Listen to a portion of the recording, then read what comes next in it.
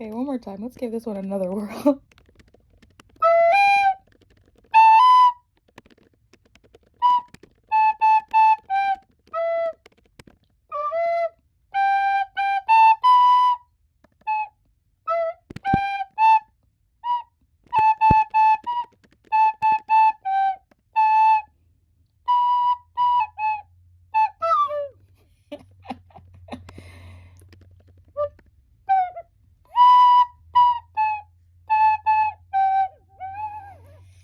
Let's get this actually a little bit further forward so we can really see the pattern a little bit there. Well, the Covey love color, and me more so than most. Have you met my mentor? The impetus for this was me watching 2 video essays on the Ballad of Songbirds and Snakes consecutively that got the same small thing wrong that's like so important. Greetings and salutations, beautiful humans. This is the Amity Elf, and I have filled a champagne glass with water for symbolic reasons. What if I sat it directly in front of the camera? Nope, imagine that just spilling on my phone. I wouldn't put it past me. Anyway, first of all, thank you guys so much for 10,000 views on the previous video. That was such a surprise, and it was wonderful. Prior to that, there was really no guarantee I was going to continue the Twilight videos. Now that I've gotten so much support and feedback on that, I'm definitely going to continue my How I Would Rewrite series with the Twilight TV show. Now, to celebrate the release of Sunrise on the Reaping, the Hunger Games prequel book from Hamish Abernathy's perspective, this video will be about the Hunger Games film adaptations. It's not going to be a How I Would Rewrite video, although it might kind of tip into that territory occasionally. Initially, this video was actually going to be 2 videos covering 2 different specific topics, but one concept ended up being kind of longer than the other, so I decided it would come out tidier if I kind of just like spliced them together. And the fact that people clearly like longer videos doesn't hurt. The video you are about to watch will mostly cover the Ballad of Songbirds and Snakes movie, and the bad or flawed takes I've seen about it. Intermittently, you will also see some thoughts I have about the rest of the Hunger Games films, and aspects of the books that they should, shouldn't, or could have adapted. If at this moment that doesn't entirely make sense, then I would say just kind of watch the whole video and see if it makes sense in retrospect. If at that point it doesn't make sense, you'll have already seen the videos. That's the trap. For those who don't know, The Hunger Games is a series of young adult dystopian novels written by Suzanne Collins, who also wrote the Gregor the Overlander books and some TV stuff, including, I think, Little Bear. The premise of the books is a distant future version of North America, now called Panem, is segmented into numbered districts. Each of the districts specializes in a particular industry, and there is one region called the capital that rules over all of them. There's a huge wealth gap in place where a lot of the districts are starving, and the capital is just swimming in luxury in comparison, and just kind of in general. Before the events of any book in the series so far, there was an uprising in which the districts tried to win their freedom from the capital's totalitarian regime, but the districts lost, and one of the districts got bombed so badly in the war that it's understood to be completely destroyed with no survivors. As punishment for the uprising/war, each district now has to annually hold a lottery in which one boy and one girl between the ages of 12 and 18 is sent to the capital, and all the chosen boys and girls have to fight to the death until one remains. It's all televised, and depending on where we are in the timeline, there's a lot of pageantry and weird parasocial behavior around it. Put a pin in that last point because it's going to be important much later in the video. The series consists, at the time of recording, of a main trilogy and one prequel. The main trilogy consists of The Hunger Games, Catching Fire, and Mockingjay. These are from the perspective of Katniss Everdeen, a 16-year-old girl who volunteers to participate in the Hunger Games so her 12-year-old sister Prim, who was chosen in that year's lottery, won't have to do it. The lottery is called The Reaping, by the way. It's actually statistically bananas that Prim got chosen, because not only does each year past the age of 12 mean your name goes in more times, meaning Katniss, as a 16-year-old, would by default have her name in 5 times, but also there's this thing called tesserae where you can have your name put in more times in exchange for food. Katniss took a lot of tesserae to keep the family alive since they were starving, but Katniss never let Prim take any tesserae, meaning Prim's name was in there literally once, in this district full of poor people who were definitely all getting tesserae. Despite that fact, Prim's name is the one that gets chosen, and Katniss volunteers in her place, fully believing that she is likely to die of this, because their district, District 12, hadn't had a winner in literally her whole life. She has never been alive to see someone win the Hunger Games from District 12. Katniss becomes a major player in the political landscape of Panem in ways she didn't mean or anticipate to be. In fact, she becomes the main symbol for the rebellion of the districts, the second rebellion of the districts, mostly because of her sheer decency and endurance, though she would never frame it that way herself, and her self-deprecating overwriting narration causes a lot of readers to interpret her in ways that aren't supported by the text if you really look at it, but I digress. So the main trilogy covers Katniss's games and the fallout of Katniss's games. The rebellion, propaganda, all kinds of stuff. The one prequel we already have is called The Ballad of Songbirds and Snakes. The Ballad of Songbirds and Snakes is from the perspective of Coriolanus Snow, who during Katniss's time is the president of Panem and the main antagonist of the series. During the prequel book, he's just a teenage boy trying to get through school by coming up with new ways to make these new things called the Hunger Games cooler and more fun to watch. He falls in love with a Hunger Games tribute named Lucy Gray Baird. Coincidentally, she's a tribute from District 12, just like Katniss is in the future. Snow falls in love with Lucy Gray Baird, but their relationship is complicated by his prejudices against the districts, his increasingly cynical outlook on humanity, and his often self-serving behavior. Over the course of the Ballad of Songbirds and Snakes, we basically watch Snow get radicalized. Like, we watch that happen.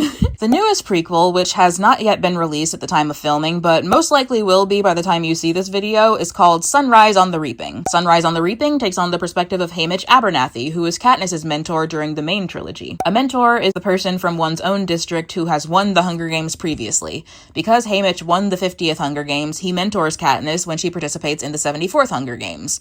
More on that later in the video. This prequel will take place around the time Haymitch is chosen for his games, meaning chronologically it takes place before the main trilogy but after the Ballad of Songbirds and Snakes. All of the existing books have a film adaptation, and the coming prequel already has a film adaptation in the works because Suzanne Collins is just that good.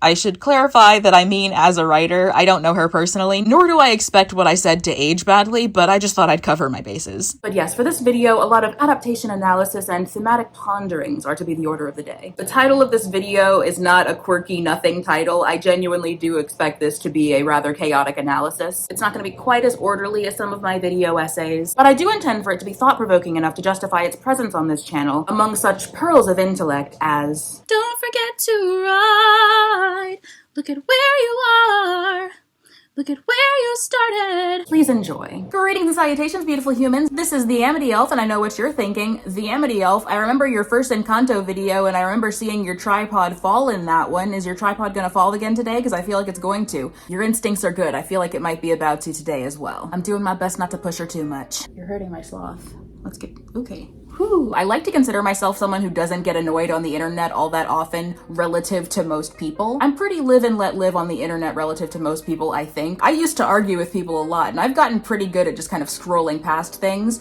or doing that thing where you start to type an argument and then go, wait, not gonna send it, and then you don't, and it's great because you've grown. I've gotten so good at that. But that said, I do have to make an entire video airing my grievances about the discourse around the Ballad of Songbirds and Snakes. It's a good movie, okay guys? It's first of all, a great book. Really, really good. Wait, where's it? Hey.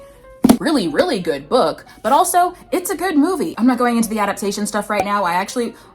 This video happened because I was writing a video about the Hunger Games movies as adaptations, and then I just started thinking about little things about the Ballad of Songbirds and Snakes as a story, just separately from the adaptation aspect, just the thoughts around the property known as the Ballad of Songbirds and Snakes that kind of pushed me to make this anyway. So we might still have a video about the movies as adaptations of the books on the way, but right now we are doing 4 bizarre things people get wrong about the Ballad of Songbirds and Snakes. Some of these are complaints that I consider invalid about the movie, book, or both, and some of them are just things people say about it that are wrong. Now there are some seriously thematically weighty items on this list, but I'm gonna start with critiques that I just find annoying. I'm gonna start with the things that I just find a little bit stupid and annoying, and then I'm gonna move on to the weightier things later. Listen, this isn't a matter of like, oh, I saw 3 tweets that I didn't like and I had to make a video. First of all, I don't go on Twitter. And second of all, the impetus for this was me watching 2 video essays on the Ballad of Songbirds and Snakes consecutively that got the same small thing wrong that's like so important. Like it's a tiny detail in the scheme of their entire script. Like the videos themselves were basically fine, but they got one small and hugely important aspect of the premise wrong. But that's gonna be number 4 on this list. We're starting with number 1. Bizarre thing number 1, that's not an Appalachian accent. Why'd I do it like that? When I was little, my mama used to bathe me in buttermilk and rose petals.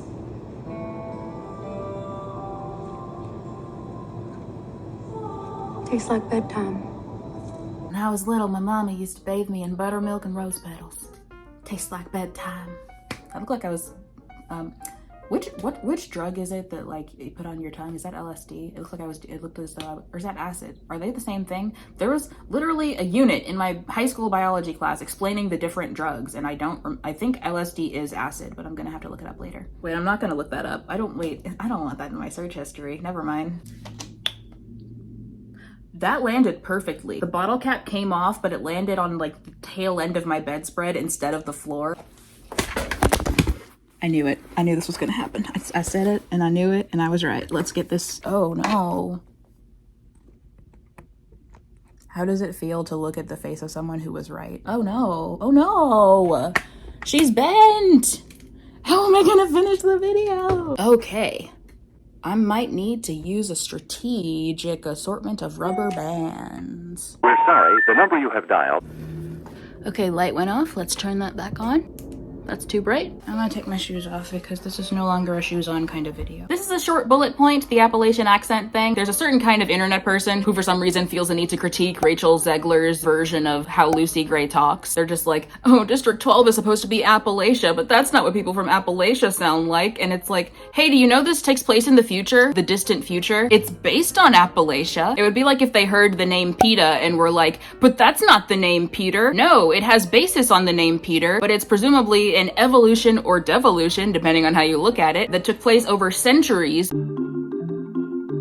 that's all of that bullet point is just, hey, it takes place in the future. Sometimes accents change over time. Lucy from District 12. Oh, it's Lucy Gray, and I'm not actually from 12. My people are Covey. We're like a family. We travel from place to place as the fancy takes us. At least, we used to. I see. But now you're District 12. You say so. Yes. The fact that her accent that she acquires as a person from District 12 doesn't sound exactly like your experience of a person from Appalachia isn't a bug, but a feature. She's speaking in an accent from a time we have not seen yet.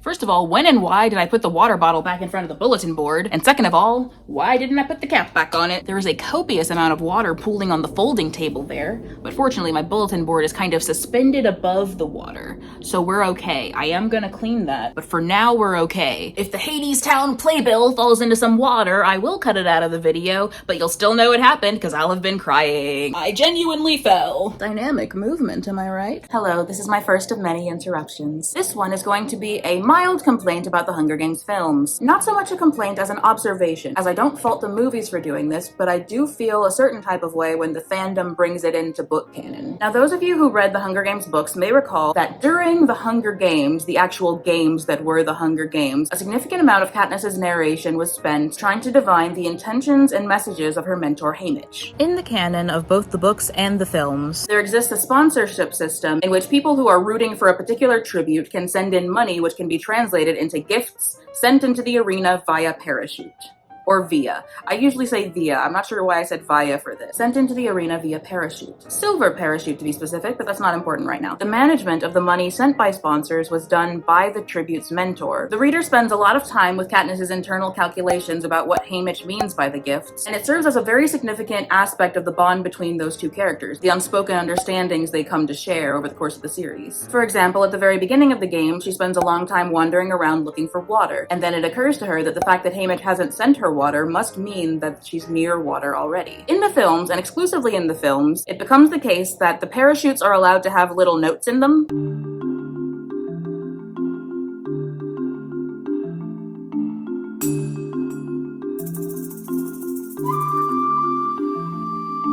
I understand why the films did this. When you're reading the book, you can have Katniss's paragraphs going, oh, because Haymitch did this, it means I'm supposed to do this. Whereas when you're watching a movie, you don't get that narration unless they decide to have a little voiceover, which they didn't. So of course, we need a way for the viewer to understand what Haymitch means without Katniss just kind of telling us. Hence, Haymitch sends down a spile, and they get a note that says, drink up, which... that one, actually, they did not need that one. They could have just been like, oh, I think that's a spile or something like that. But instead, they did have the note that said drink up, which is just insult to injury, but it's fine. The note, I think, that had the most utility in the entire series with regards to the Hunger Games films was the one in the first movie, which said, you call that a kiss. If I'm going through all of the parachute notes from the films in my head, I think the first one was the medicine one that was like, oh, apply liberally and stay alive. establishes that they're allowed to send notes, which is new, so I guess sure. It establishes that Haymitch is the one sending the notes, which, yeah, that's kind of it. The only other thing it tells us is that it's medicine, which Katniss would have assumed it was medicine on account of she's burned, and even if the viewer didn't assume it was medicine, they would have found out when Katniss started smearing it on herself, so. And although the most Cinema Sins-esque viewer might be like, why did Katniss assume that was medicine? She could be smearing soup on herself. Any viewer going into it with good faith would say, hey, I think that it smells like medicine when you open it. I think medicine has a smell, and when you open things that are medicine, they smell like medicine and you know they're medicine. It may in fact even be a medicine she's already familiar with, so the viewer doesn't need Katniss to have received instructions for how to use the medicine, basically. That note, the utility of it was just to establish that there are notes, mostly. Establish this new mechanic for the viewers, especially those who read the books and knew they weren't in there. The "you call that a kiss" note was the main one that mattered. When Katniss kissed Peeta in the first movie, she gets down a parachute with, I believe, some soup and a note that says, "You call that a kiss?" And that's her going, okay, so I need to keep doing this romance thing so that I can keep getting good, like, sponsors out of it. It keeps the viewer in the loop about the charade, because obviously Katniss isn't allowed to say out loud, I'm pretending. And, of course, nuance on that, she's not 100% pretending. She does have feelings for Peeta. There exists a subset of the fandom who believes that the whole thing was a pretense on her part, and that's demonstrably not the case in the text. Whatever the case, the activity of liking Peeta was definitely a thing she was doing on purpose to win sponsors, and so the viewer had to be kept in the loop on that, hence the note saying, you call that a kiss. That is the viewer being kept in the loop on the act that Katniss is putting on. As I said, I understand why the films did this. The problem I have is that parts of the fandom start bringing that into book territory, where I start to see fan fiction that is definitely based on the books that includes the notes, and it's like, no, you're in a written format, you don't need that, honey. You can just have the characters internally realize what that's supposed to mean. Like, you can just have the character go, oh, because he sent this, it means this, instead of sending notes. I don't like the notes. I tolerate the notes in the movies because it's necessary in the language of filmmaking, but we simply can't have those in written format. I don't like it. The suggestion that they were allowed to send little notes kind of carries with it the suggestion that any mentor could have sent a note saying, on your left, check out that cave. One assumes that in the universe of the films where the notes are a factor, there must be some kind of rules about how you do the notes, because again, it would be whack if someone was just $5 worth of sponsors, their mentor sends them a water bottle and a note saying, hide in the cave, no one will be able to find you, or something like that. The existence of the notes devalues the sponsors themselves in a way that I don't believe the game makers or anyone in charge of the games would tolerate. It doesn't matter if you're getting a cracker or if you're getting a whole trident like Finnick did, because if your mentor can tell you, hey, the river's poisonous, that's game changing. I've read some really good fan fiction that has had the notes in there, and it's not a big deal. It's just something that I'm like, oh, hey, actually, you would make your protagonist smarter if the notes weren't in there. It would mean your protagonist had to use information at their disposal to reach conclusions, and I love that. But obviously, not my choice, not my business, just my thoughts, because this is my channel. I don't like, why did I do that? This has been your first of many interruptions. Point number 2. I guess this Hunger Games movie is a musical for some reason. I better warn you, this one's a musical. I didn't sign up for a musical. Before you go to that Hunger Games movie, you should know it's a musical. How are you so weak? How is anyone so weak? These people really said with their entire chest that they can't stand it if anything even pokes at genre conventions. What? One character occasionally sings songs that are completely diegetic to the universe she's in? I'm out of here. Hey, guess what? Sometimes performance is essential to the story they're trying to tell. Is it a musical? Is Lord of the Rings a musical? Because if the first Hobbit movie is a musical, then yes, Ballad of Songbirds and Snakes is a musical. If not, then no, it's not. But it doesn't matter. It doesn't matter if it's a musical or not, because the essence of the problem is that people have this weird hang-up about musicals as a genre that for some reason in their mind disqualifies it from being worth seeing. It's like back in, I would say, like the 2010s, where it was in vogue to say, oh, I like all genres of music, except of course country and rap. Okay, so you're classist. Just expand your horizons, okay? Expand your horizons. Despite having multiple song numbers, this particular Hunger Games movie does not have a meaningful tonal divergence from the other Hunger Games movies. Music has always been a part of it. Suzanne loves writing a poem, okay? I was there for the Gregor the Overlander days. I memorized the Prophecy of Bane. What of it? If under fell, if over leaped, if life came death, if death life reaped. Something rises from the gloom to make the underlands a tune. As soon as I left that theater, I went on iTunes and I bought 2 songs from that soundtrack. Would have probably been 3 if the old There Before didn't inexplicably decide to cut in, like, the dialogue from the movie. Like, interrupting the song. Must be the singing. It's calming them. She can't sing forever. I don't want to hear the dialogue from the movie if I have it on shuffle. Of course, they have since corrected this, and now they sell a version of the song without the dialogue in it, so that's great. Oh, it's a musical? When Hallelujah started playing during Shrek, did you jump out of your seat in a furious rage? No, because that song was perfectly utilized during Shrek. And the songs are perfectly utilized in this movie as well. One take that I have seen about the Ballad of Songbirds and Snakes from those who read the book and enjoyed the relationship between Coriolanus and Lucy Gray was that the scene in which Coriolanus left during Lucy Gray's song was out of character for book Coriolanus and not a good representation of their relationship in the book. And I understand that feeling. I don't mind that scene personally because I think that's them trying to adapt an aspect of Coriolanus' character that existed mostly or only in the narration in the book, which is that he kind of just like wasn't feeling the song stuff. I don't believe any of it. As a protagonist, he was very specifically not a Katniss in that he was not doing literary analysis on anything. He listened to a song and he was like, I don't like doing analysis of lyrics. There was a disingenuousness to a lot of his outward behavior that would have been hard to carry out without his narration in the film. So I believe that they needed to kind of externalize some of those feelings in order for it to work, in order for us to kind of understand him. I think there are two very specific scenes that I would fault the Ballad of Songbirds and Snakes film. One scene that it did not include from the book that I feel like it easily could have, and one that adapted poorly, in my opinion, from the book. So the scene towards the end of Ballad of Songbirds and Snakes where they find the hidden guns. This scene comes after Coriolanus' slip up where he's like, I killed 3 people, and she's like, hey, I know about 2 people you killed. What's the deal with 3, man? And he's like, the other one is my former self. I killed my former self by coming with you on this adventure, honey. And she's like, yeah, sure. Yeah, no, for sure. I believe that. That checks out for me with how people talk. I love that. Anyway, let's keep going. And then they find the guns that are the only thing keeping him on the hook for the crime he committed earlier. And internally he's like, oh, good, I can destroy these and we're fine. And Lucy Gray books, just like straight up break out, run and get out of there. And I love that for her. Let me read you that scene as it appeared in the book. A long burlap bag. From the opening poked the barrel of a shotgun. It couldn't be. Unable to breathe, he nudged the bag open with his boot, revealing the shotgun and a peacekeeper's rifle. A little more and he could recognize the grenade launcher. Beyond question, these were the black market guns Sejanus had bought in the shed, and among them, the murder weapons. Lucy Gray lit the fire. I brought along an old metal can thinking maybe we could carry live coals from place to place. I don't have many matches and it's hard to get a fire going from flint. Uh-huh, said Coriolanus. Good idea. How had the weapons gotten here? It made sense, really. Billy Tope could have brought Spruce to the lake, or maybe Spruce had simply known about it anyway. It would have been useful to the rebels during the war to have as a hideout, and Spruce had been smart enough to know he couldn't risk hiding the evidence in District 12. Hey, what'd you find there? Lucy Gray joined him and leaned down, pulling the burlap from the weapons. Oh, are these the ones they had in the shed? I think they must be, he said. Should we take the guns along? Lucy Gray drew back, rose to her feet, and considered them for a long moment. Rather not. I don't trust them. This'll come in handy, though. She pulled out a long knife, turning the blade over in her hand. I think I'll go dig up some Katniss, since we got the fire going anyway. There's a good patch by the lake. I thought they weren't ready, he said. 2 weeks can make a lot of difference, she said. It's still raining, he objected. You'll get soaked. She laughed. Well, I'm not made of sugar. In truth, he was happy for a minute alone to think.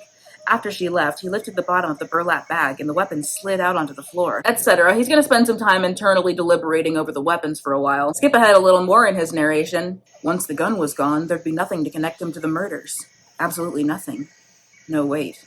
There would be one thing. Lucy Gray. Well, no matter. She would never tell. She wouldn't be thrilled, obviously, when he told her there'd been a change of plans, that he was returning to the Peacekeepers and heading to District 2 tomorrow at dawn, essentially leaving her to her fate. Still, she'd never rat him out. It wasn't her style. And it would implicate her in the murders as well. It would mean she could wind up dead, and as the Hunger Games had shown, Lucy Gray possessed an extraordinary talent for self-preservation. At this point, Lucy Gray does not come back to talk to him. She just kind of leaves. She uses her little excuse about the Katniss, and she goes. That's cool. Love that for her. But here's the thing. In the film, the way they go about getting this internal narration into the external world is by having Lucy Gray herself say, oh cool, that ties up all the loose ends, except for me. And like, that's weird. That's a wild choice. And it makes the scene a little bit dumber. Like, it makes her seem a little bit dumber. It's the gun. The one you fired at Mayfair. Spruce must have known about this place. If we destroy that gun, you're free. You can go back home. Will you? No more loose ends. Besides me. Besides you. Because in the book, I enjoy that she goes into it so, like, smooth. The text doesn't suggest that she was at all suspicious prior to the fact that he realizes she hasn't returned. First of all, in this scene, she plays it very cool. She's just like, oh yeah, the guns. No, I don't think we need to take those with us. Hey, I have an idea. I'm gonna go get some Katniss. Yeah? Okay. I'll see you later, though. I'll for sure bring that back to cook on the fire in a minute, but I'm gonna go get those. Yeah, totally fine. Just you think by yourself for a bit. I'm gonna go head out. And then she never comes back. Love that. No out loud ruminations about how he would benefit from killing her. Just kind of book it. Love that. I understand why the film thought they needed to say stuff out loud, but for her to say it is very dumb on her part. Rolling it back though, even to the scene where Coriolanus accidentally admits to killing 3 people, let's read how that plays out in the book. Sometimes there are tough decisions. He'd been making them all summer. I know that, of course I do. I'm a victor, she said ruefully. It'd be nice in my new life not to have to kill anyone else. I'm with you there. 3 seems like enough for 1 lifetime. And certainly enough for 1 summer. Yikes, man. Sorry. Moving on. A feral cry came from nearby, reminding him of his lack of a weapon. I'm going to make a walking stick. Do you want one? She pulled up. Sure. That could come in handy in more ways than one. They found a couple of stout branches, and she studied them while snapping off their limbs. Who's the 3rd? What? She was giving him a funny look. His hand slipped, driving a piece of bark under his nail. Ow! Person you killed. You said you killed 3 people this summer. Who indeed? The answer was to Janice, of course, but he couldn't admit to that. She examined his splinter. So Bobbin, Mayfair, who's the 3rd? His mind raced for a plausible explanation. Could he have been involved in a freak accident? A training death? He was cleaning a weapon and it went off by mistake? He decided it was best to make a joke of it. Myself. I killed the old me so I could come with you. She plucked the splinter free. There. Well, I hope old you doesn't haunt new you. We've already got enough ghosts between us. The moment passed, but it had killed the conversation. Neither of them spoke again until the halfway point, where they stopped for a breather. Cool, so she played that off perfectly too. I love the little break she takes before asking about the 3rd. Like, he says, I killed 3 people. Anyway, want to make some walking sticks? And she's like, yeah, no, for sure. I'd actually love to make some walking sticks. Let's get some branches. Let's start peeling off some twigs. Say, who was that 3rd person you killed? Hey, Lucy Gray, no notes. You're doing amazing, sweetie. I'm not mad about the you killed 3 scene. I'm not mad about that one. In the movie, it is more tense and she is more clearly suspicious of him, but I don't mind that. There are reasons to do that. I can see why a filmmaker would want to kind of make a meal of it, and of course, we're in Coriolanus' narration anyway in the books, so she could have been as tense as she was in the film, and he just didn't notice because that's how he sometimes is. But that ending scene where she's like, hey, I guess you have to kill me, like, of course she didn't say it like that, but she did say, like, no loose ends except for me, and that I simply, every time I get to that part of the movie when I'm rewatching it, I can't watch. Like, I have to look away because it's just so silly to me. Here's a scene that didn't make it into the Ballad of Songbirds and Snakes movie that absolutely could have. It would not have done much of anything to the runtime. All they had to do was linger on a scene that already existed for 10 more seconds. It's the part where Sejanus sprinkles the breadcrumbs on Arachne's forehead after she dies. It would have cost them nothing to include the breadcrumb thing, and that does annoy me. I guess it would have cost them bread.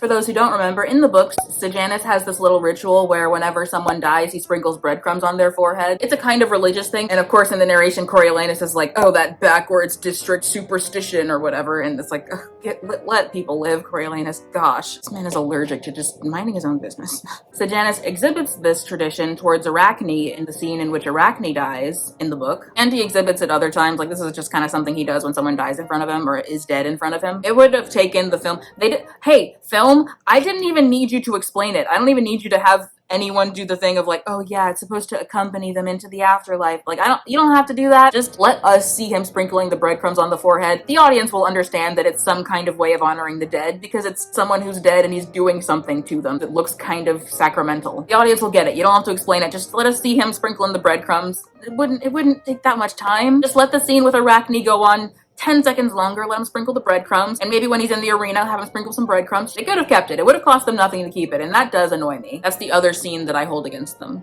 Oh, wait! I forgot. There is another scene that I'm mad at them about. The doggone Lysistrata stuff, or Lysistrata.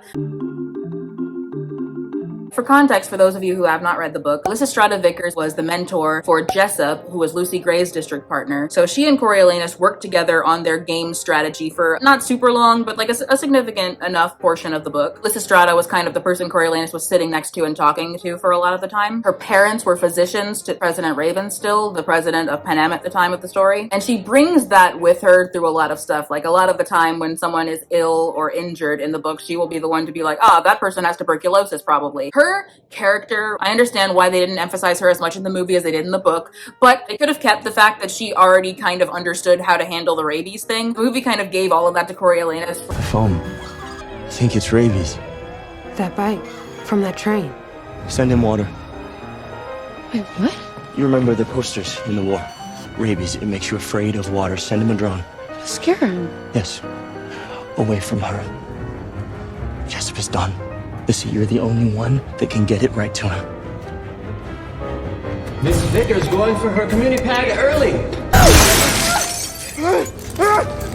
Oh, he has rabies. Rabies means he's averse to water. Lysistrata, throw some water at him. Come on. He had to walk her through so much of that in the movie, whereas in the book, she was right there with him the entire time. Naturally, in the book, she was the one who identified the fact that Jessup had rabies. Although, to be fair, that was after there was foam coming out of his mouth, so it wasn't like other people didn't know. But she was the one to say it. It wasn't Coriolanus going, he has rabies.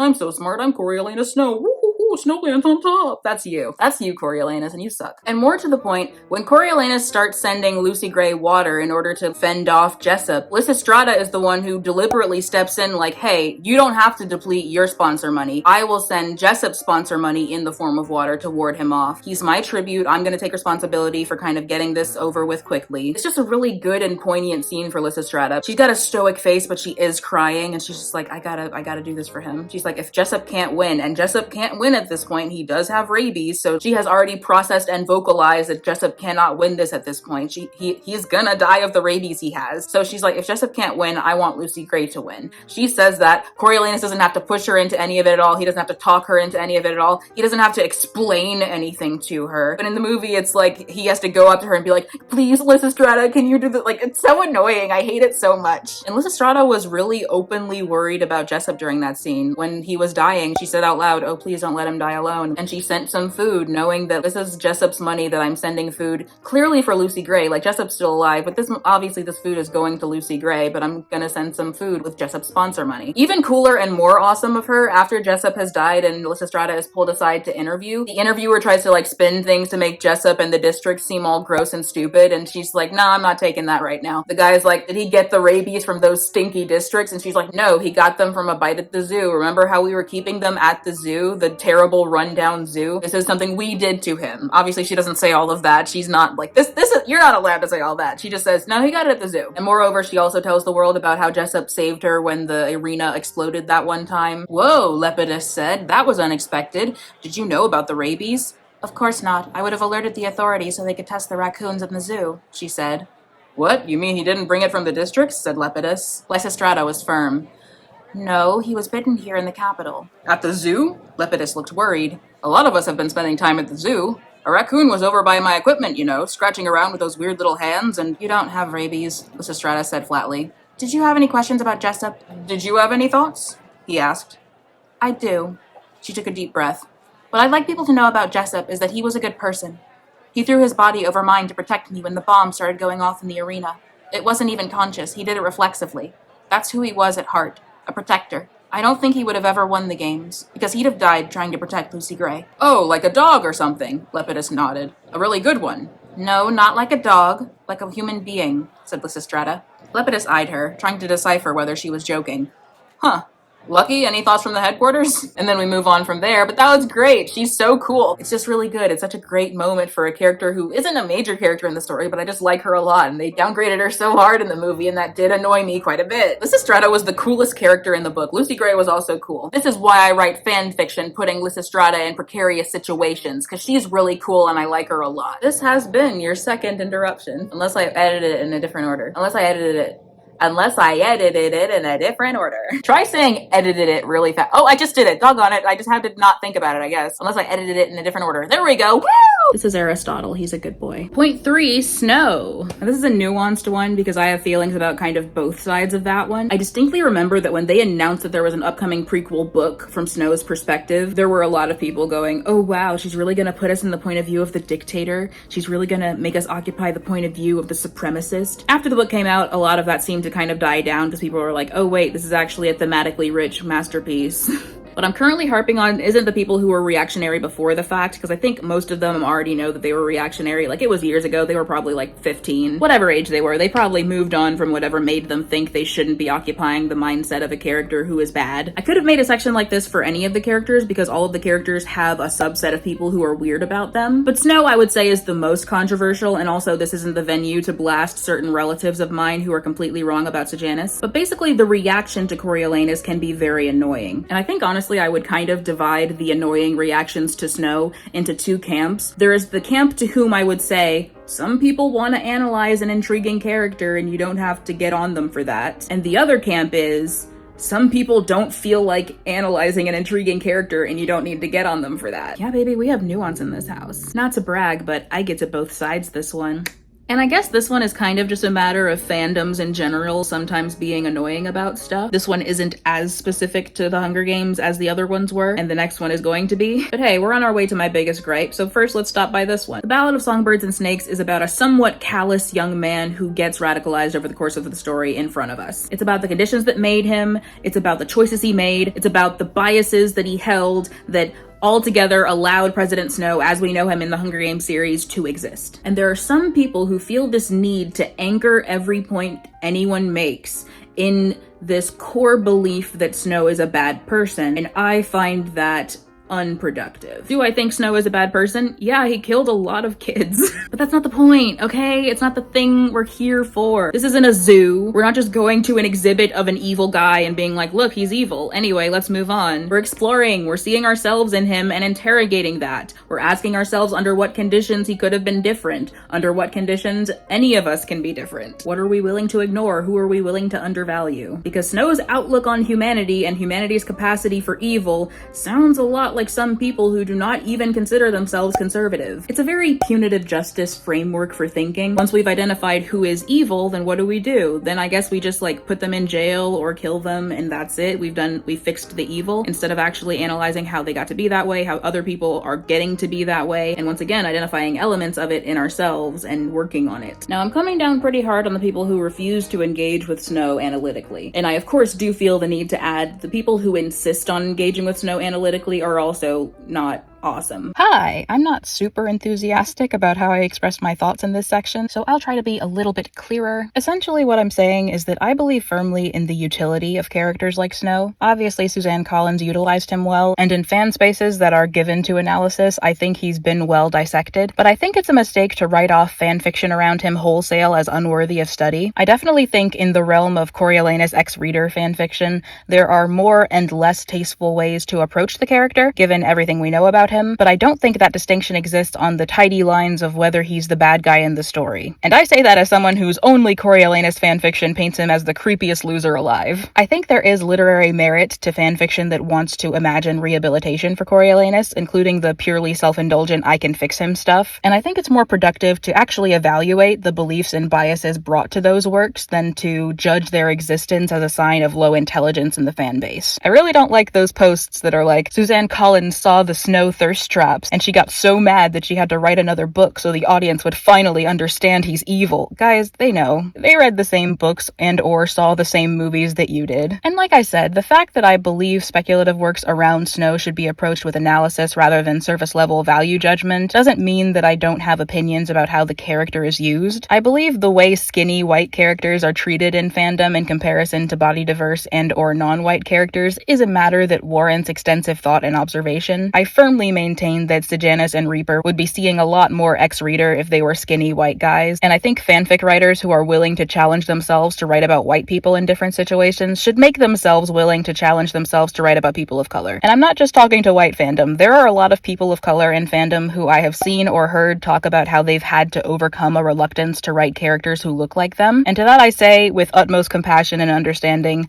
the only way to do it is by doing it. If you focus on a thing long enough, it becomes natural. If you surround yourself with images of the same kind of person, they become the only images Pinterest recommends you. Pinterest has plenty of pictures of black and brown people, I promise. Like, a lot. If you're making character mood boards and you're like, oh no, this character is black, but I can't find those like hands-only images of black people, I can only find white hands. No, trust me, Pinterest has them for black people. I've found a lot of them. But I'm getting off topic. Basically, I don't think the X-reader is inherently a sign of low reading comprehension. I think that people who actually read those fics can identify and analyze trends within them and, like I said, biases within them, which is super valuable and worthwhile to do, but I feel like most people who look down on those fics do so from a place of incuriosity, and I don't think that gets us anywhere. All of that said, I do understand the frustration of wanting to see character analysis, but just bumping into a lot of X-reader or thirst traps on your way. Platforms with decent mechanisms for blocking out what you don't want to see make it a lot easier to curate your experience in that regard, but being literally unable to find what you're interested in because there's so much of what you don't care about is going to be frustrating no matter what. And I talk a big game, but I've gotten genuinely very annoyed about X-reader before for reasons I consider pretty substantive.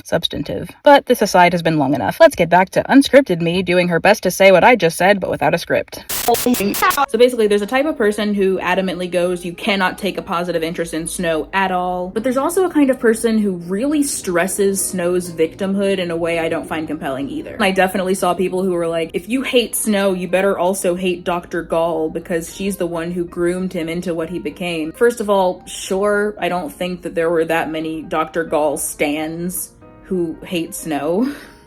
But I mean, sure, not for nothing, there are a lot of reasons for people to like a character. Like, if I were someone who loved Dr. Gall and hated Snow, it would probably be because Dr. Gall is funny and Snow kind of isn't. Snow has a real concept of his own victimhood of like, oh, they made me do this, where Dr. Gall is just like, anyway, I killed people and it's fun. Book Dr. Gall and movie Dr. Gall are pretty different characters also. Their actions from a summary perspective are the same, but they read differently in execution. And the people who get mad that anyone is writing fan fiction about Snow, it's just like, come on, you know, it happens. You're writing ex-reader of Coriolanus Snow? What about all the other characters in the story who are much nicer? Yeah, I don't think that the people who are writing ex-reader of Coriolanus Snow are doing it because they want a nice character. I don't know why this happens in every single fandom. People keep on pretending they don't know that some people like villain ships. I do think it's worthwhile to engage with the fact that people would probably self-ship or ex-reader with Sejanus or Reaper,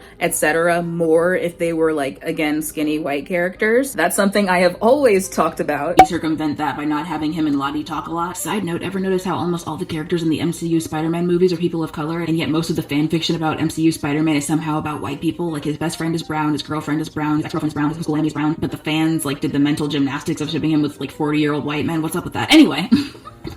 Oh, I kicked the... But I'm not saying people shouldn't do ex-reader with Snow, because, come on, they're gonna. We have to let people get their villain crushes out with fan fiction so they don't actually date someone with a buzz cut. No offense to people with buzz cuts, I'm sure there are nice people with buzz cuts out there. This bullet point is a mess, but it's basically just me saying, let people live. Have I written ex-reader for Snow? Yes, but it was yandere, so it kind of doesn't count. Like, it's not a romantic story, it's like a scary story. It's creepy, it's a creepy story. Catching Fire is my favorite film in the Hunger Games film series. It is also my favorite book in the Hunger Games book series. That being the case, there are of course some scenes in the book that were absent from the film that I do not begrudge the film, but I would like to discuss my favorite two of them right now. One of these scenes is a scene in District 12, where Katniss has gone out to hunt and returned to find that the fence has been electrified. The fence is technically an electric fence during the whole series, but it was never actually working. It was just generally like, oh yeah, that's an electric fence, and they don't turn it on. But in this scene in Catching Fire, she's trying to return from hunting, and it's on. It's buzzing. That's a problem. She can't go through it now. She's stuck outside. This takes place after the new peacekeeper has shown up, so the guy who whipped Gale, he's now in charge. So this is clearly him being like, I know you just went out hunting, and now I'm gonna catch you for it. So she's like, I can't be stuck out here. I'm gonna climb a tree, jump down the other side of the fence, land really hard on my tailbone and ankle, and I'm gonna head back home. When she gets home, there are peacekeepers already waiting for her there. Clearly they're there to be like, oh, she didn't come home. Guess we'll check the woods. Hey, what are you doing in the woods? That's not allowed. But instead she walks in like, hey, I was just at the apothecary. Well, actually, some of the outings she actually did, like she does have stuff from places, and that really supports her story. She's just like,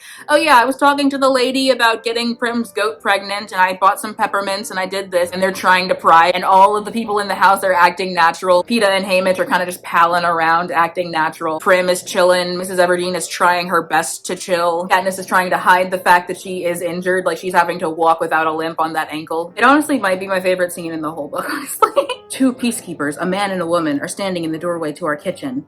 The woman remains impassive, but I catch the flicker of surprise on the man's face. I am unanticipated. They know I was in the woods and should be trapped there now. Hello, I say in a neutral voice. My mother appears behind them, but keeps her distance.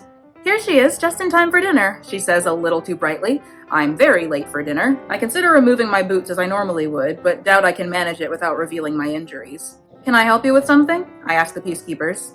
Head Peacekeeper Thread sent us with a message for you, says the woman. They've been waiting for hours, my mother adds. They've been waiting for me to fail to return, to confirm I got electrocuted by the fence or trapped in the woods so they could take my family in for questioning.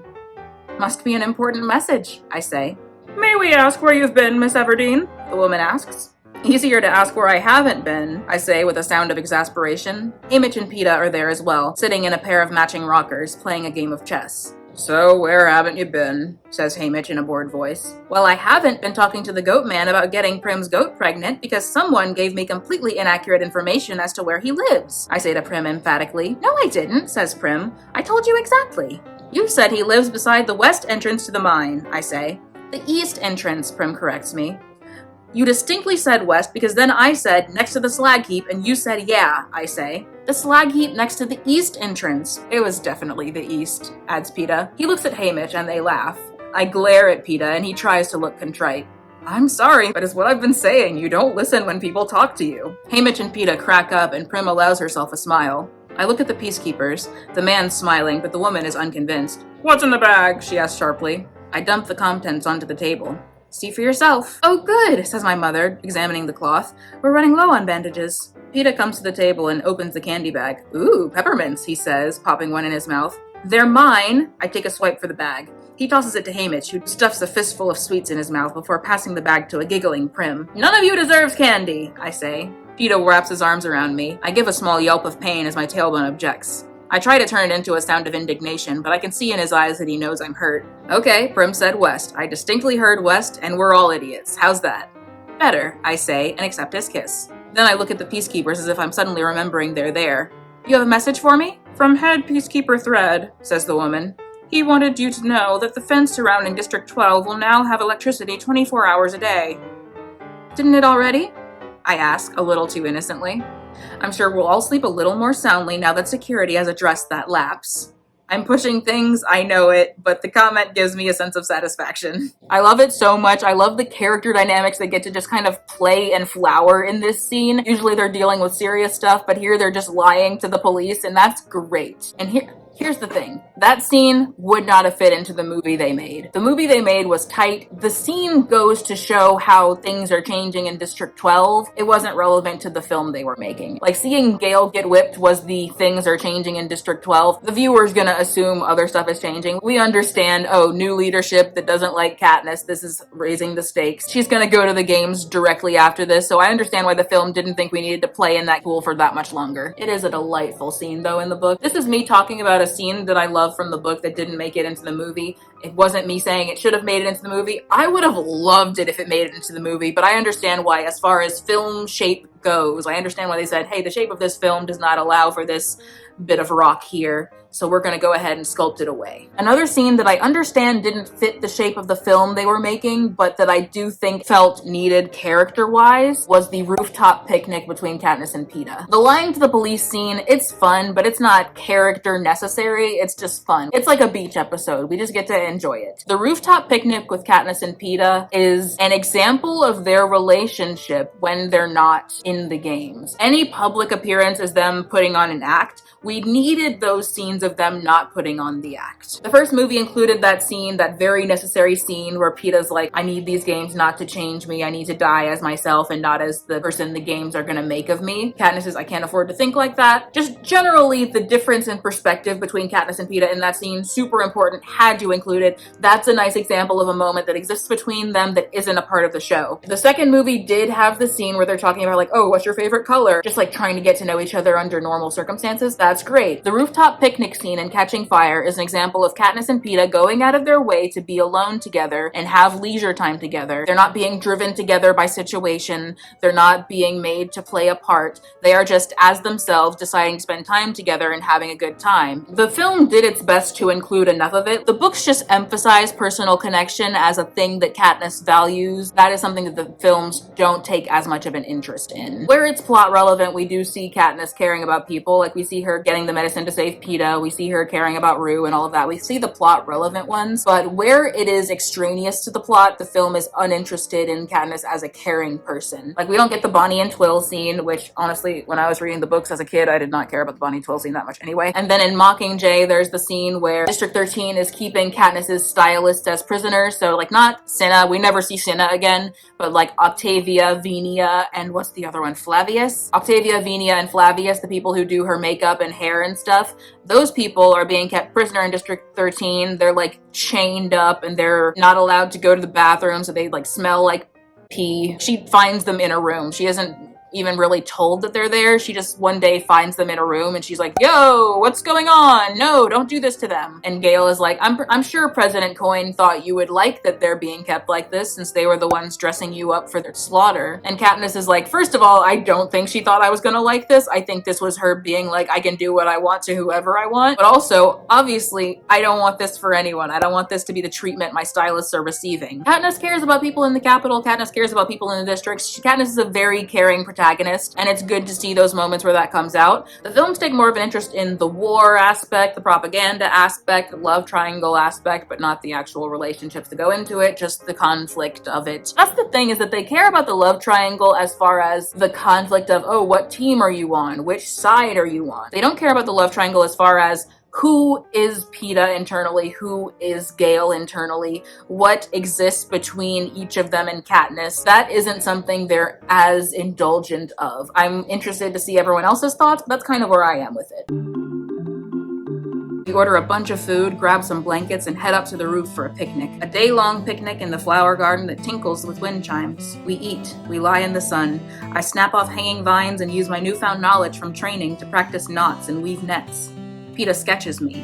We make up a game with the force field that surrounds the roof. One of us throws an apple into it and the other person has to catch it. No one bothers us. By late afternoon, I lie with my head on Peeta's lap, making a crown of flowers while he fiddles with my hair, claiming he's practicing his knots. After a while, hey Peeta, don't practice knots on my hair. The pretense is worse than what you're doing. Just say you're playing with it. Don't say you're yeah, I'm just tying your hair into knots. Don't worry about it. No, my good sir, you're not. After a while, his hands go still. What? I ask. I wish I could freeze this moment right here, right now, and live in it forever, he says. Usually this sort of comment makes me feel guilty and awful. But I feel so warm and relaxed and beyond worrying about a future that I'll never have. I just let the words slip out. Okay. I can hear the smile in his voice. Then you'll allow it? I'll allow it, I say. His fingers go back to my hair and I doze off, but he rouses me to see the sunset. I didn't think you'd want to miss it, he says. Thanks, I say, because I can count on my fingers the number of sunsets I have left, and I don't want to miss any of them. Thinking about it right now, even in prose, it was written like a montage. They could have had that scene in there and put some dialogue over it, like Haymitch talking to the other mentors about something. They could have made it kind of a Chekhov skill thing, because they're practicing with the force field. They're playing catch with the force field, like, oh, I'm gonna throw an apple, I'm gonna catch the apple. That's something that could come into play later. We already have the chink in the armor thing, where Katniss learns what the chink in the force field's armor looks like from Wyrus and Beatty. maybe the throwing and catching with the force field could be something that they add to an action scene to justify the rooftop picnic. I really like the rooftop picnic. It's good for both of them. It's cute. It's sweet. This has been another interruption. Finally, item 4, the item that made me make this video. The fourth thing that people get wrong about The Ballad of Songbirds and Snakes: why people aren't watching the games. So The Ballad of Songbirds and Snakes is the prequel to the Hunger Games series. In the Hunger Games, there is a yearly televised competition in which children fight to the death until only one is left. There's a lot of pageantry around it, there's a lot of fanfare around it, but in the prequel story, in The Ballad of Songbirds and Snakes, there is not that pageantry, there is not that fanfare, and people are pretty uninterested in watching. No one's really watching the games. They happen every year, it's the 10th one now, but no one's watching, no one's into it. In the movie, this line is said. Coriolanus didn't show those people anything they didn't already know. That the tributes are human beings, just like us. That's why nobody wants to watch the games. It's because people know, deep down, that winning a war 10 years ago doesn't justify starving people's children, taking away their freedoms, their rights. The line is spoken by Sejanus Plinth, a character who is from District 2 but moved to the capital because his family is rich enough to do that. Sejanus is extremely sensitive about the games, and he speaks this line out of a belief in the goodness of other people. And in the movie, this line goes largely unchallenged, like there's kind of murmurings of challenge to it, but it isn't contested as heavily as it is in the book. And I've heard video essays just kind of parrot it as truth, the idea that people aren't watching the games because it sucks to watch children fight to the death. They're not entirely on the wrong track is the thing, they're just slightly off in a way that feels so important to both the themes and applicability of The Ballad of Songbirds and Snakes. I'm going to now read a scene from the book. The 24 mentors spent the morning in a seminar led by Professor Crispus Demigloss, their excitable old history professor. The class brainstormed ideas beyond the addition of mentors to get people to watch the Hunger Games. "Show me I haven't been wasting my time with you for 4 years, he said with a titter. "If history teaches you anything, it's how to make the unwilling comply." Sejanus' hand went up directly. "Ah, Sejanus?" "Before we talk about making people watch, shouldn't we begin with the question of whether or not watching is the right thing to do?" he said. "Let's stay on topic, please." Professor Demigloss scanned the room for a more productive answer. "How do we get people to watch?" Festus Creed raised his hand. "Simple, we go straight to the punitive," Festus answered. "Instead of suggesting people watch, make it the law." "The real problem is it's sickening to watch," said Clemencia, "so people avoid it." Sejanus jumped in. "Of course they do. Who wants to watch a group of children kill each other? Only a vicious, twisted person. Human beings may not be perfect, but we're better than that." "How do you know?" said Livia snippishly. "And how does someone from the districts have any idea what we want to watch in the capital? You weren't even here during the war." Sejanus fell silent, unable to deny it. "Because most of us are basically decent people," said Lysistrata Vickers. "Most of us don't want to watch other people suffer." "We watched worse things during the war. And after," Coriolanus reminded her. There had been some bloody stuff broadcast over the airwaves during the dark days, and many a brutal execution after the Treaty of Treason had been signed.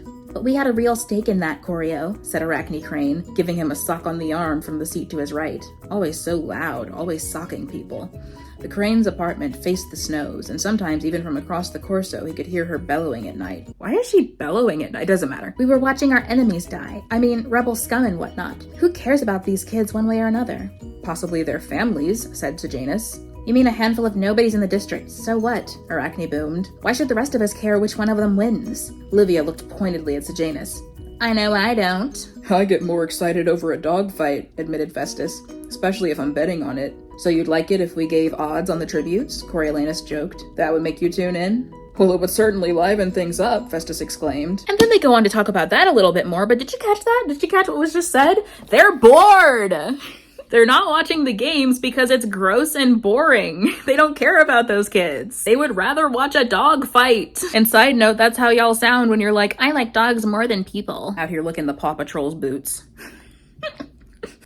I'm wrong for that one. Anyway, those kids mean nothing to them. They're not watching because they've allowed themselves to be indifferent to the plight of those kids and the districts at large. An indifference which has to be solved by literally giving them a monetary stake in the lives of those kids. It has to be solved by dressing the kids in silly costumes and making them sing songs and juggle at the zoo. I guess the thing that irked me enough to make this video is that making the statement, people aren't watching the games because who would want to watch kids fight to the death, is not entirely factually wrong, but it misses out on such an important aspect. The movie doesn't have a line that directly contradicts what Sejanus says in that classroom. Sejanus says Coriolanus showed them what they already know, that those kids are human. And that is not fully accurate. In so much as it matters to be human, in so much as humans have innate worth and deserve to live. And to be clear, obviously they do, it's just not how the Capitol sees it. The Capitol does not view the districts as human. In the 64 years that passed between Ballad of Songbirds and Snakes and the Hunger Games, the Capitol has graduated to viewing the people in the districts as pets, as celebrities, as toys. This isn't a story that is saying, stripped of its glamour, the Hunger Games present just like what they are, a public execution, and they don't want to watch a public execution. They do want to watch public executions. They've watched public executions. They've loved that. They don't want to watch this because it's not an enemy being killed. It's not dogs fighting. It's meat. It's some meat. They're watching meat get processed and they don't want it on their TV. What the Ballad of Songbirds and Snakes is teaching us of the people of the Capitol and of, metaphorically, ourselves is that the fancy dresses and the glitz and glamour, those aren't there to bring the tributes down to semi-human status so that the Capitol can enjoy them as celebrities. They're there to bring the tributes up to semi-human status so the Capitol can enjoy them as celebrities. Viewing them as actually human is a thing that has to happen in their minds. It's not something that happens based on the outfit they're wearing. They have to do the work inside themselves to see the tributes as people who deserve to live. They especially love it when, in the books, and again, a thing that didn't make it into the movie, Coriolanus explicitly says that Lucy Gray isn't actually from the districts, because of course the people in the districts are animalistic and not worth caring about. Because of the fact that she is Covey, the people in the Capitol should really think of her as a separate thing. Almost like people in the Capitol are human, she's kind of human too. The Ballad of Songbirds and Snakes is a book and movie about how easy it is to not see the humanity of people who don't remind you of yourself. The images the Capitol sees of the districts are people whose faces are covered in dirt, and people who are poor, people who don't have TVs. They don't view the districts through an emotional lens that makes their loss meaningful. And it's not because they're not capable of it, because Lysistrata does. In the scene I just read from the book, Lysistrata is the only one who actively agrees with Sejanus. You're just lucky that your songbird didn't peck out your eyes too. She's not a rebel, Grandmam. She's just a girl. Basically, for some people, caring is reflex, and for some people, caring is work, and the work still needs to be done. Even if it's work, it still needs to be done. I don't want to assign motivation to Suzanne Collins, because I've not read any interviews of hers, but on a textual level, the Ballad of Songbirds and Snakes is challenging us with, is Coriolanus right about humanity being predisposed towards evil unless there's a dictatorship to stop them? It asks us to keep proving him wrong. It asks us to keep caring. Not literally, it's not literally demanding action of the reader, but you get me. Okay, here's a rapid fire list of scenes from the books that didn't make it into the movies that I will only elaborate on if later in the editing process I determine that there's room for them. In the first book, Effie talking trash about District 12's previous tributes. Also in the first book, Katniss joking around with the careers. In the Ballad of Songbirds and Snakes, Coriolanus visiting Sejanus' family. Also in the Ballad of Songbirds and Snakes, just any amount of Lucy Gray interacting with and being a family with the Covey. Like there's that one kind of interaction with Maud Ivory, but that's kind of it. I like them as a group and I understand why they cut it out, but I'm sorry, I said I wasn't going to elaborate. We're moving on. This isn't the thing from the books that was left out of the movies, but when I was waiting for the first Hunger Games movie to come out, I bought one of those like magazine things with stills from the movie. This puppy right here, I got this when I was waiting for the first movie to come out. I like took it to school and was showing it to people. It was great. At some point in the official illustrated movie companion, they mentioned that the cast members in their downtime were making up raps about the Hunger Games. I wish they'd included that in the credits. If there's any behind the scenes material or interview that you're aware of that has the rap that they made up about the Hunger Games in it, please let me know because it sounds so fun. When I was a kid reading that, I was there like, man, I wish I were friends with all of them. Back then, you had to be parasocial via official illustrated movie companion. I'm kidding, of course. People were into Dan and Phil back then. I just wasn't allowed to use YouTube that much yet. This has been a rapid fire list that will be expanded on only if in the editing process I determine that there's room for it. Oh no, I already washed my champagne glass, so I can't wield it anymore. Okay, this has been a rapid fire list of scenes that were not included in the movies that I will only expand on if I determine in the editing process that there's room for them. Thank you so much for watching this video. I wrote this outline yesterday, so I'm sorry it wasn't super scripted. I plan for my next video to be a really scripted one. But that's all for now. Have a great day. Talk to some friends, talk to some family, stand under a tree and look up through the branches at the fractured sky, fill a glass of water all the way to the brim and sip at it really slowly like a little bird, run your hands over something soft and really appreciate the texture, and have a good day. I almost knocked over the tripod again. I have a new laptop case. Look at it. It's so pretty. You. unlatch. Okay, you're okay. You, unlatch. Okay, we're gonna lower together. We're gonna all lower. Good. Okay. Okay, we're in this together. We got this. Look at that. That's what dreams are made of. Hey now, this is what dreams are made of. Don't fall. Look at us. We're so cool. I'm sorry that this is happening. 1 second. Yo, I still didn't clean up the water. 1 second. Let me get like something. Actually, no, I'm already comfortable. No, why is it? Ugh, this is so annoying. Stop it. No, why is it doing that? There's so much water there. It hasn't touched me though. I'm leaning on the same table and it's just like, it's like my elbow and the water are like nodding at each other at the cooler. I'm obviously not going to keep that in the video. It's just interesting. I'm going to cut that out of the video though, right? For sure. I'm not saying that in the video.